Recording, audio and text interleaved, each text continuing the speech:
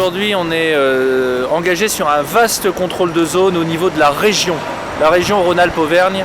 Il y a près de 350 points de contrôle qui sont actuellement en œuvre sur le week-end, c'est-à-dire près de 1000 gendarmes qui sont mobilisés. Et sur le département de la Savoie, c'est une cinquantaine de points de contrôle avec pas loin de 130 gendarmes qui s'assurent du bon respect des directives gouvernementales en matière de restriction de circulation. Donc aujourd'hui, Chignin, c'est un de ces nombreux points de contrôle. Nous sommes une petite dizaine là avec les unités de la Savoie et notamment le renfort de l'EDSR. Et nous nous assurons que les directives sont appliquées par nos concitoyens. Alors nous, on vient de Saint-Jean-de-Maurienne, on fait partie de l'hôpital, le CHS de la Savoie. Et donc on a des missions sur le centre médico-psychologique à Saint-Jean-de-Maurienne.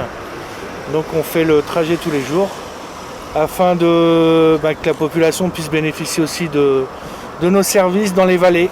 Alors tout se met en place, le CHS de la Savoie est passé en plan blanc afin de mettre tous les effectifs et les moyens nécessaires à ce que les missions puissent continuer et puis se préparer éventuellement si on doit monter en puissance au niveau de cette situation sanitaire exceptionnelle pour répondre aux besoins qui pourraient être nécessaires.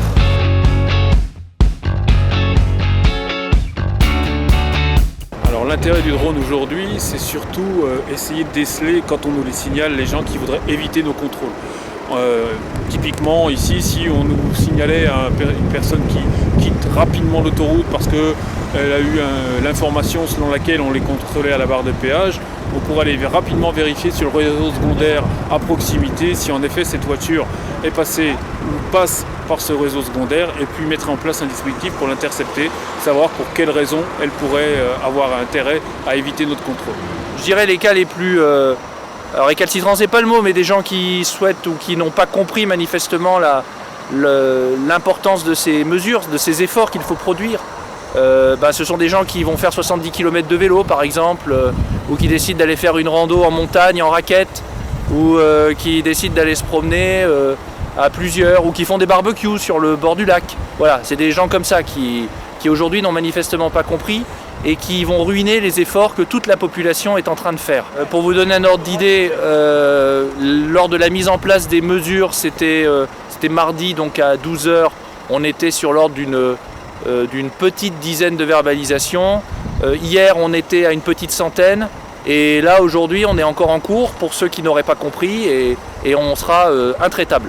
Alors, on n'a pas vraiment d'étrangers qui montent en ce moment, très honnêtement. On a en revanche des étrangers qui sont des fois restés en station et avec qui la communication n'est pas toujours simple et qui ne sont pas toujours enclins à se plier à nos restrictions et à nos mesures de confinement.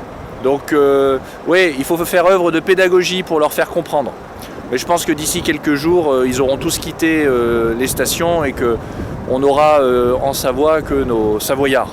Nous, on doit assurer un service, donc on travaille simplement par drive et en libre service. Après, effectivement, qu'on contrôle les abus, etc., pour moi, c'est une bonne chose. Les affaires, de toute façon, c'est un mal pour un bien. Je pense qu'il faut aussi être compréhensif. On a mis des choses en place. Maintenant, on va pas regarder le chiffre d'affaires. C'est pas le sujet du moment, je pense. L'activité économique du pays doit continuer. Si on souhaite que les grandes surfaces demeurent approvisionnées, il faut qu'ils puissent travailler. Nous, on s'assure que cette activité puisse se poursuivre dans de bonnes conditions, mais on s'assure aussi que la population et les gens qui ne participent pas directement à cette activité économique restent chez eux. Rester chez soi, c'est sauver des vies.